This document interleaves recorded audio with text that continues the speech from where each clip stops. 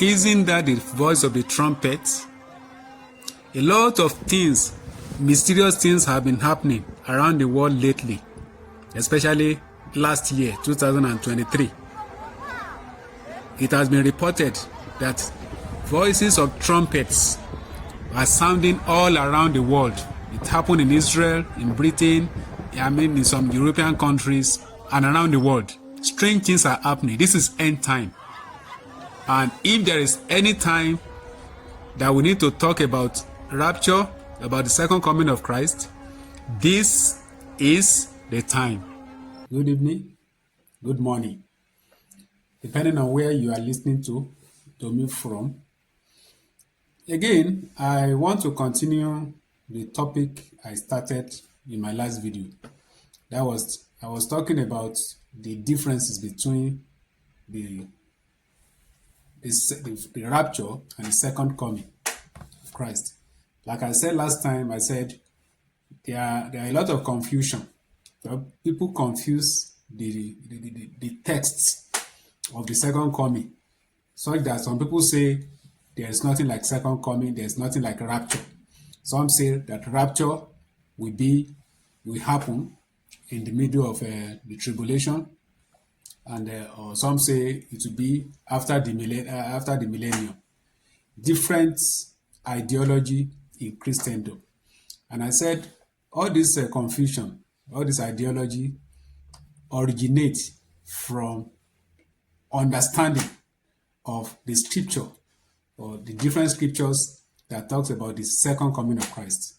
And I said those scriptures, if you are to look at those scriptures, for you to understand what part of the second coming the passage is talking about, you need to know. You need to find out what is the movement that passage is addressing. Is it movement up or movement down? In the case of rapture, the passage always talk about movement of the saints from earth to heaven. Like John chapter 14, verse 1 to 3, that I used the other time, where Jesus said, in my Father's house are many mansions.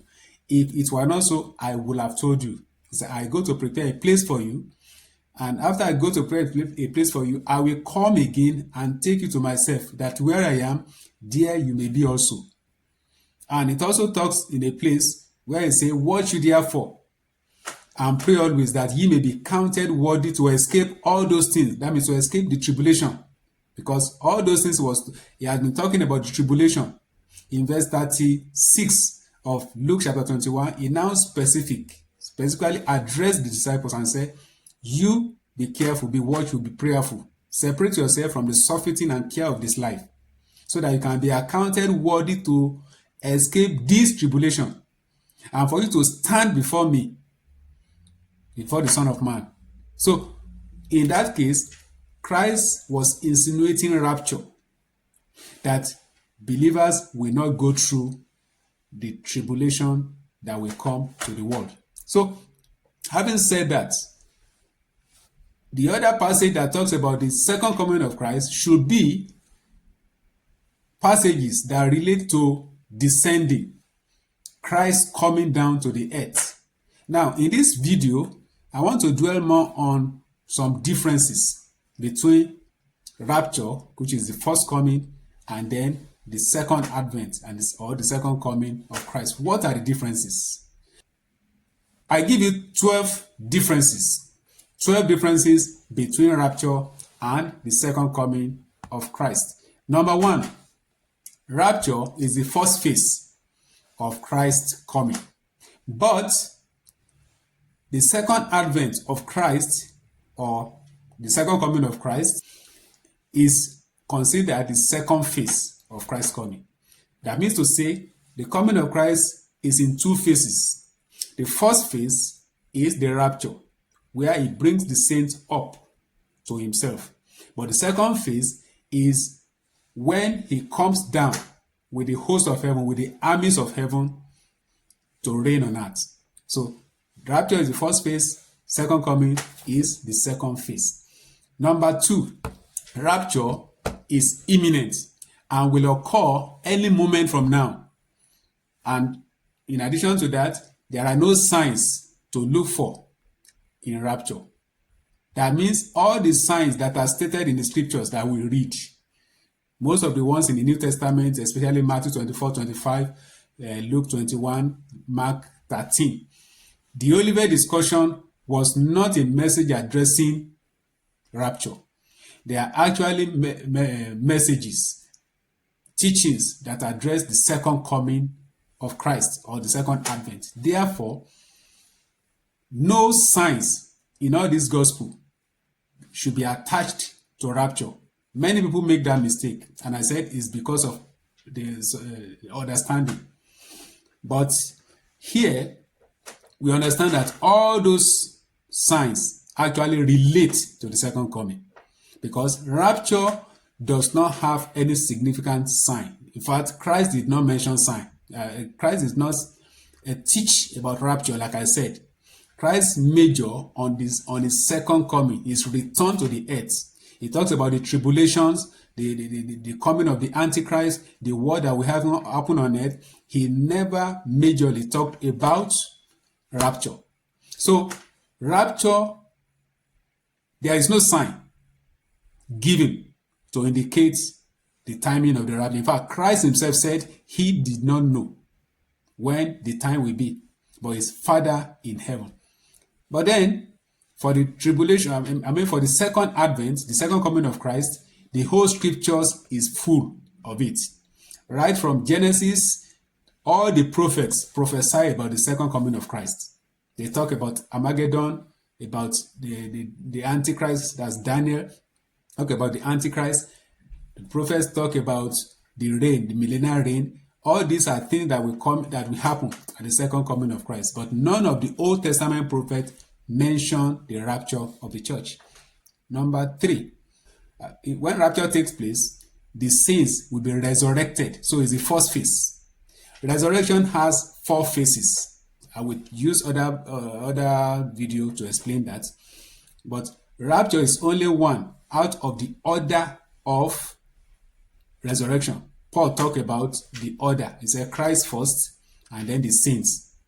He talks about the order of resurrection. So rapture is the first order in the first resurrection. There are 2 resurrections: resurrection to life and resurrection to damnation. The first resurrection, that's resurrection to life, is a resurrection that brings in 4 phases. It has 4 phases. Rapture is just one of them. But the second coming of Christ is no resurrection at all. Because in the second coming of Christ, nobody is resurrected. It was not meant to resurrect the dead. Rather, is to come with those who have risen before, those who have been raptured, to return to the earth to reign. Number 4, Christ comes in the air at rapture. His foot, at rapture, Christ will come. He will be in the air. In fact, the world will not know he had come. Except for the signs and wonders, the accidents, the missing that will happen. But physically, people will not see Christ when he comes at rapture. But at the second coming, just like Revelation chapter 1 verse 7 talks about, behold, he comes in the clouds. Every eye will see him. And all the kingdom of the earth will wail because of him. That means at the second coming, it will be glaring to the eyes of the world that he had come. Many people will see him, and many will be afraid because of the lightning, the earthquake, and the fire. A lot of things that will happen that will accompany his coming. So that is another difference between the rapture and the second coming. Number 4, at rapture, Christ will come for his sins. I mean, he's coming to bring out his sins from the earth. He's removing them and taking them to the heavens. But at the revelation, or at the second coming of Christ, Christ will come with the saints. He will go with them. The saints he had gone with at rapture, he will return with them at his second coming. So that is another. Then, number 6 now, At rapture, believers will be taken away very quickly. The Bible says, in the twinkling of an eye, at the last trump, that is how it will happen. Before you blink your eye, the rapture has taken place and people have disappeared. That is rapture. But at the second coming of Christ, it is the unbelievers that will be taken away. Take note of this difference. At rapture, the believers will be taken away in the blink of an eye to escape judgment. But at the second coming, the unbelievers are the ones who will be taken away to receive judgment. They will be taken away at the judgment of Armageddon. That is why the Bible says, two people shall be in the field, one shall be taken, the other left. Again, people use that to mean rapture. But if you understand that that message, that teaching is targeted towards, so at the second coming of Christ, it is the unbelievers that will be taken away in judgment, because they will be taken away. Two people in the field, one taken, two in the house, sleeping on the bed, one taken in judgment. Because if you read that passage very well, that talks about one taking, the other left, it talks about, they ask him when.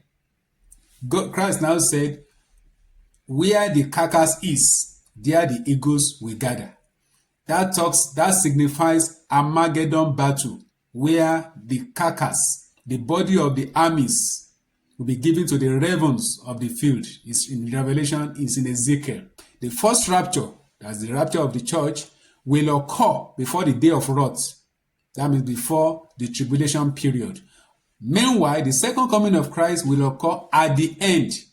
It will occur after the battle of Armageddon. I'm sure you remember the battle of Armageddon is a one-day battle.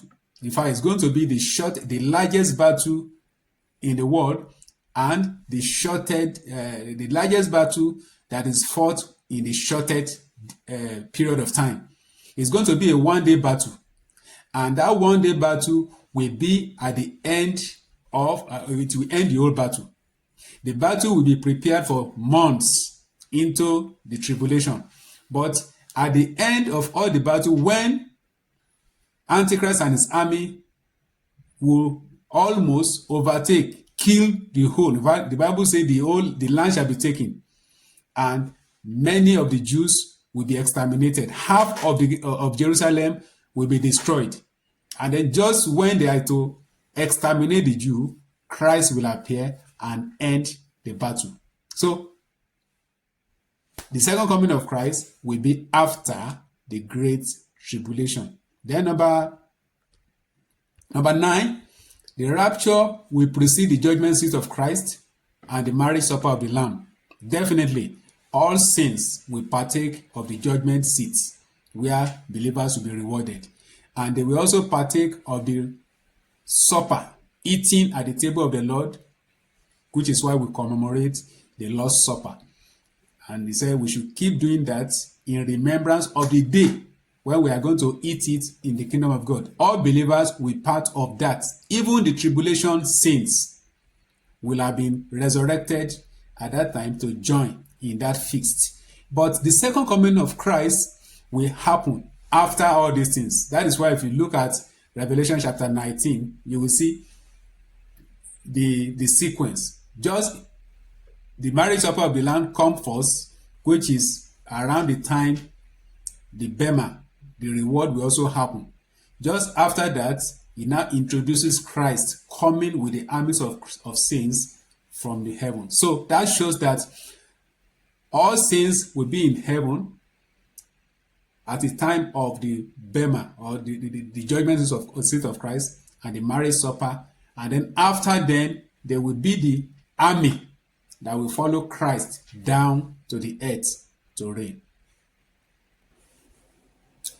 Another difference between the rapture and the second advent is that there is no reference at rapture. There is no reference that Satan and the people on earth are judged. That means there is no judgment seat at rapture, because rapture was meant to be a secret cutting away of the people of God. So rapture is a secret. Christ will not come to judge. The only judgment that will happen at rapture is the accident, the death that happens because of the taking away by force or the interrupting of the activities on earth.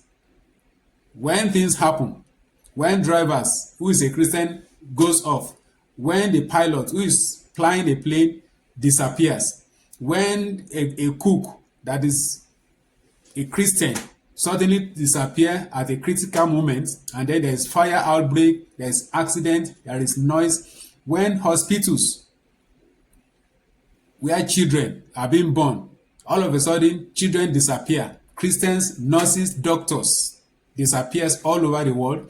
This is the judgment, because many unbelievers will lose their life in the process. That is the only judgment that can be traced to rapture. But for Christ to come and judge physically, that will only happen at the second coming. At the second coming, Satan will be bound.